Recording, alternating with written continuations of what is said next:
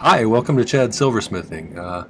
Today I wanted to give some advice for beginners. I was thinking back about the things that I struggled with when I first started doing this, and also the things that I've seen other people struggle with as I've taught them as beginners throughout the years. And a few things stood out to me as being pretty universal as far as problems that people run into at first before they finally figure out how to solve them. So I thought I would give you some upfront advice on how to deal with these different issues.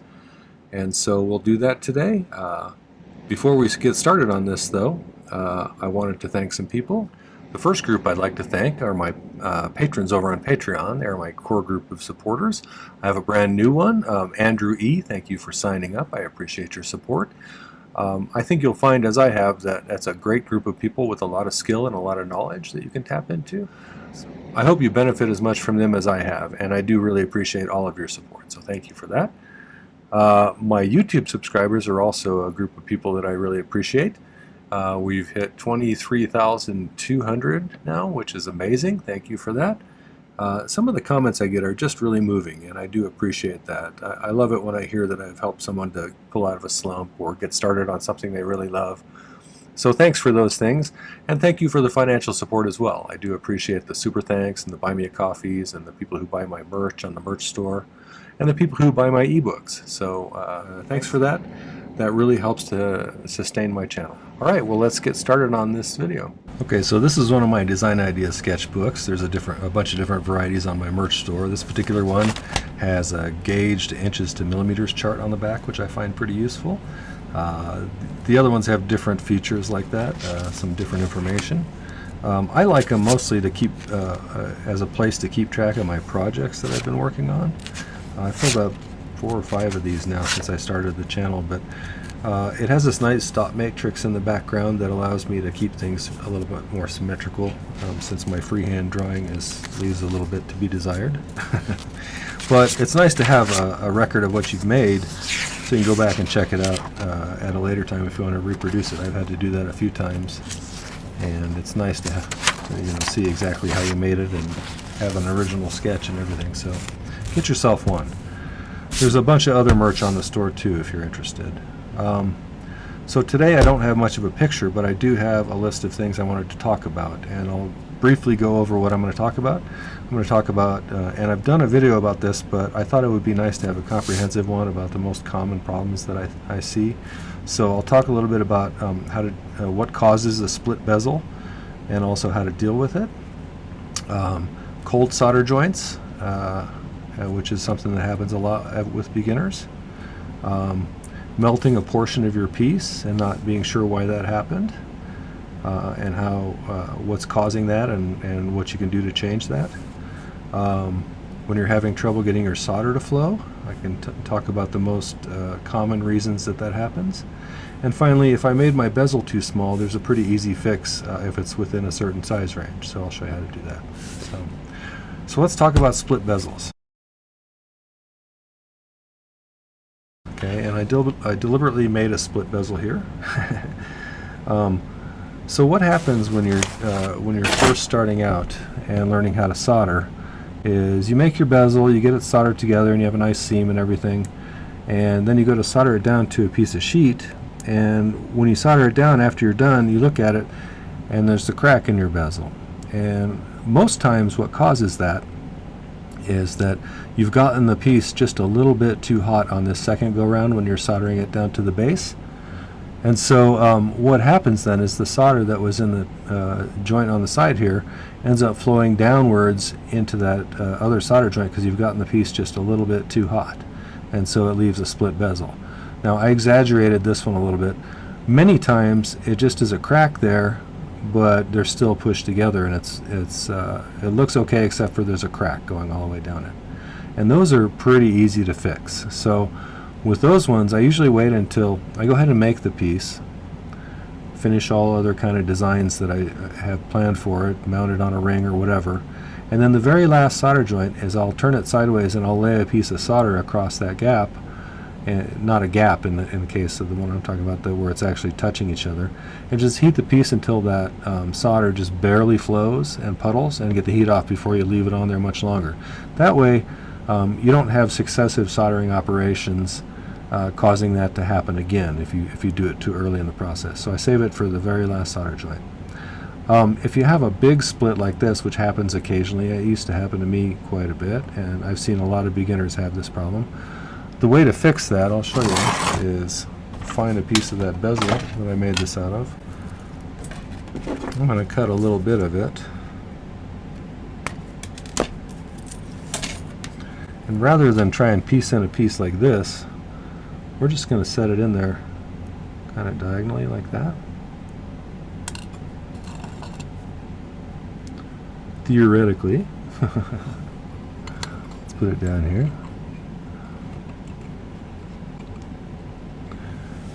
And then I'm going to cut a little bit of solder. This might be one of those situations where you use some hard paste solder if you wanted to.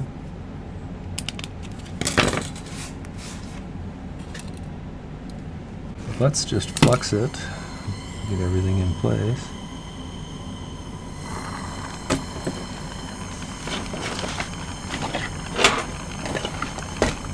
Where'd you go, tweezers? There you are.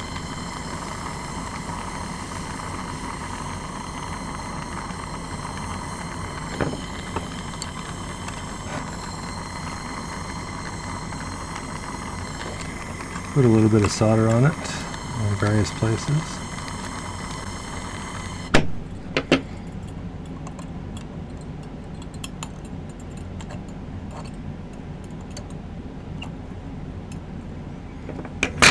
This is much easier to do if you've learned how to pick solder, but you really just need to get some solder in there. And we'll try and get a piece on the other side too, so it's touching both pieces.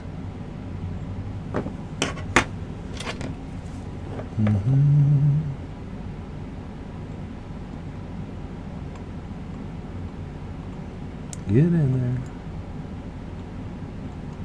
there. Okay.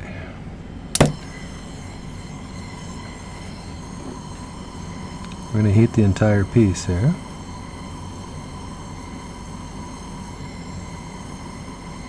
Try not to melt the solder with the torch, but more with the heat of the metal. That way it's going to stick to the metal.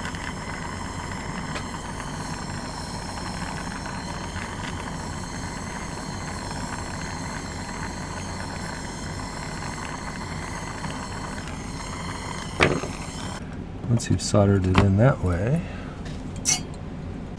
you should be able to just snip off the excess.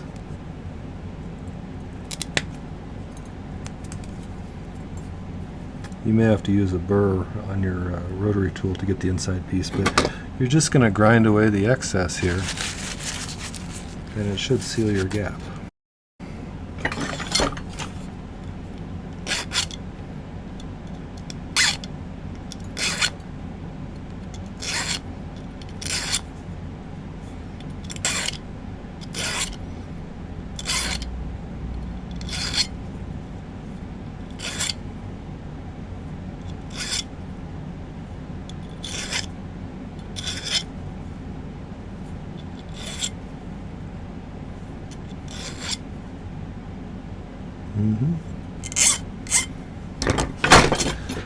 So I'm just going to take a ball burr and I'll remove that inside piece, and then we have a complete bezel. Clean it up with the file. And then you don't have to start over from scratch. So that's always nice. I was always frustrated as a beginner having to redo bezels. Okay, so that's how you fix a split bezel. And second, we have cold solder joint issues. That requires a little bit of explanation, because generally when you're connecting two or more pieces of metal together, let's say we're soldering, these two things together. The way to get the solder to really stick to both pieces is both pieces need to reach, in the case of like hard silver sheet solder, which I use most of the time, it melts at about 1450 degrees Fahrenheit. And so if you melt it with the flame so that it balls up, it's not going to stick to either of these pieces of metal. And what's going on is, for the solder to really adhere to those pieces of metal, they need to reach that soldering temperature of 1450 degrees Fahrenheit. So ideally, you're trying to melt the solder by heating up the metal to that point. Now, a cold solder joint happens when, for instance, I have a piece of solder on here, and I'm heating this piece, and this piece, say, gets to 1450 degrees, and the solder starts to melt to it, but this piece hasn't quite reached there. And so sometimes when it flows, it may look like it's flowed and stuck to both pieces, but it's really just kind of flowed over the surface of the piece that hasn't reached that temperature. And because of that, when you put any kind of pressure on the solder joint after you cool it off, it's just going to break right off of this one. Okay? And the way to make sure that that kind of a solder joint doesn't happen is you make sure that both pieces reach that 1450 degrees so that they really form a bond. If you have your solder joints breaking all the time, that's probably what's going on. A solder joint where you have both pieces reach temperature is generally as strong or stronger than the metal that you're soldering together. At least it has been in my experience. So once you solder it and you have a good solder joint, you should be able to bend it pretty significantly without causing any problems, because it's really truly bonded to it. But usually that's caused by uneven heating, so you're focusing too much on one piece but not enough on the other. So make sure you distribute your heat evenly, and oftentimes that's the biggest problem when you have a huge disparity of mass in the pieces. Let's say one piece is significantly heavier than the other piece. It's going to take a lot longer to get that piece up to the soldering temperature versus the little piece you're soldering to, and I'll talk about that in a little bit. The next one has to do with a lot of these things too. So let's talk a little bit about why you're melting a portion of your piece while trying to get the solder to flow. And I have kind of an extreme example here, and this is one of those things I didn't really figure out for a while. I couldn't figure out why I was trying to solder, if I remember right, I was trying to solder a broom casting or a bean casting to a jump ring. So you had something big and heavy like this, maybe half an ounce of silver, and I was trying to solder something small to it like this. And if you think about it,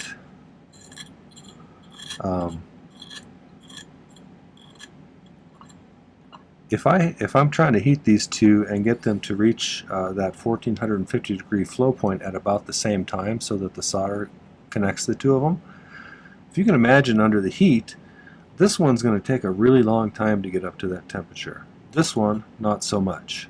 This one will reach temperature very quickly and start to melt.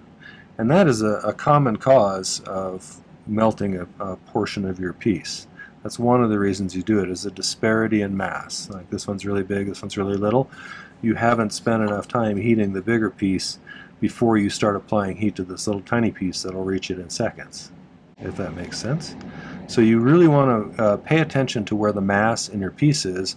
That's the key to soldering stuff well, especially when there's a disparity between the pieces you're trying to attach. So I'm not sure how I figured that out. It kind of dawned on me one day when I was thinking about how the heat transfers in the middle, and it's like, duh, this takes way longer to get this one up to temperature than it does this piece, you know. So focus most on the bigger areas, and then towards the end, the other areas that are small won't take very long to jump up to that temperature as well. So you want to keep this one hot and then gradually bring this one up at the end.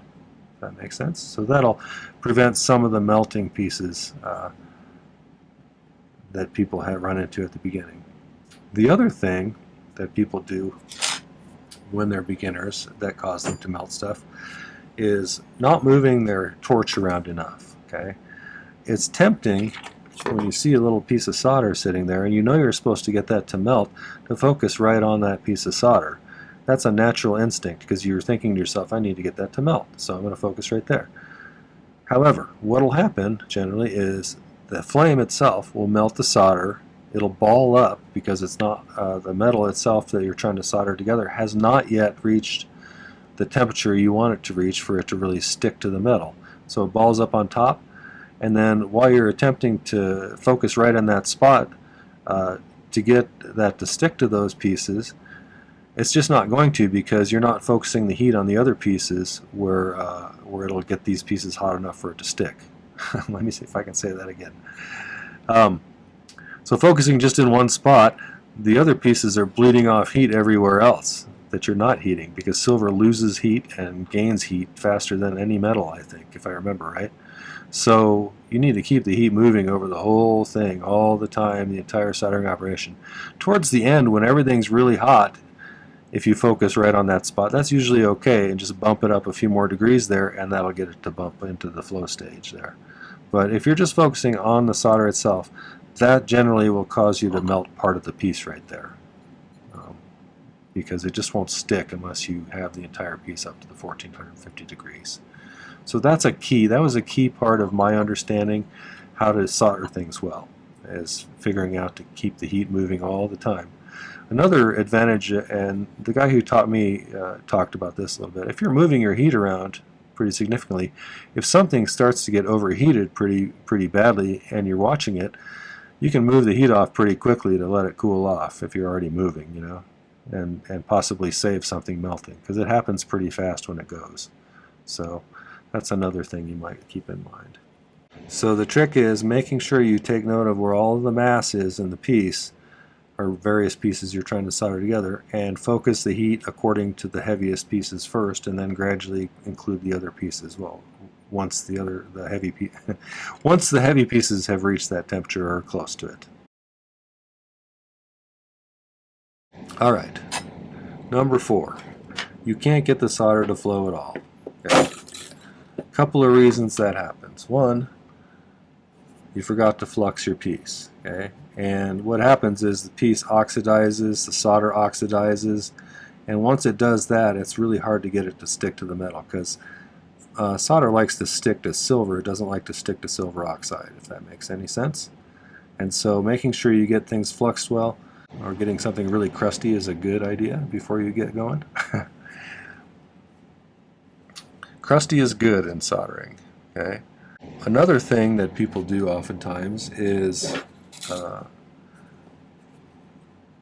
they have their torch turned down way too low.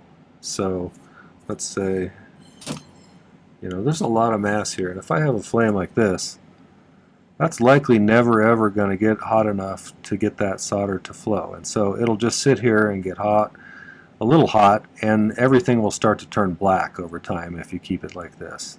But it'll never ever reach that soldering temperature, and so that's a problem. So it's a little easy to do that as a beginner because you're worried about melting things, and I understand that, because that does happen sometimes if you're not paying attention. But you're better off getting the piece to heat up quicker with a bigger flame than trying to slow heat it forever. You're not actually going to help yourself that way. So the other issue is people, for the same reason, keep their torch too far back, and so the heat from it is way dispersed out here. The hottest part of your flame is right at the tip of that blue cone on your torch. That's where things get really hot really fast. So you want that right above the metal, and you want it moving around, like I said earlier, all the time. Okay? That's an important piece of advice, I think. So don't hold it way back here. You're going to do more harm than good to do that. Okay. The other thing is, don't hold it so close that you're squishing that blue flame in there, because that actually, you get a cold spot in the middle of there, you get a kind of a black circle usually, and that means that the heat is not being used as efficiently as possible, because you don't have that blue cone right above the metal. So those are the reasons that your solder generally won't flow.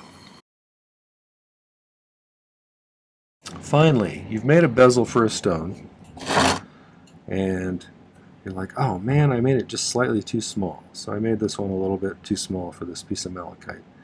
So don't despair.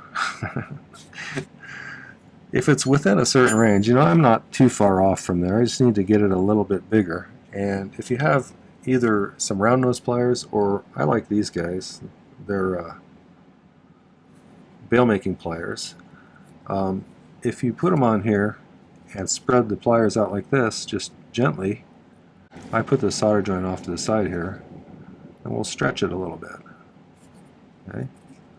Oftentimes, I'll flip it over so it doesn't get too much of a taper in one direction. See how it's kind of tapered that way? Oftentimes when you do that, that'll stretch it just enough to get it over your stone. So let's re-round it out here and see where we're at.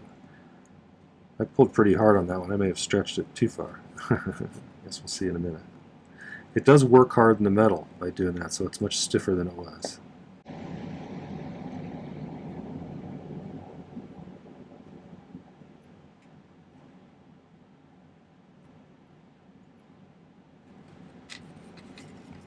Yeah.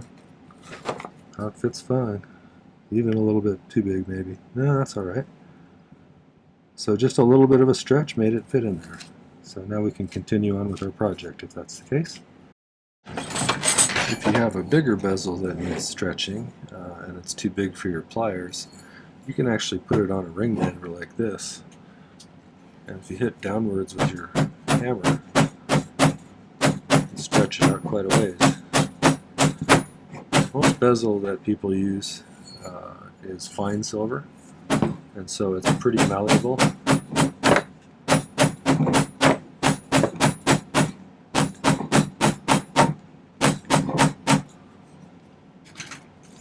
And so you can stretch it quite a ways that way.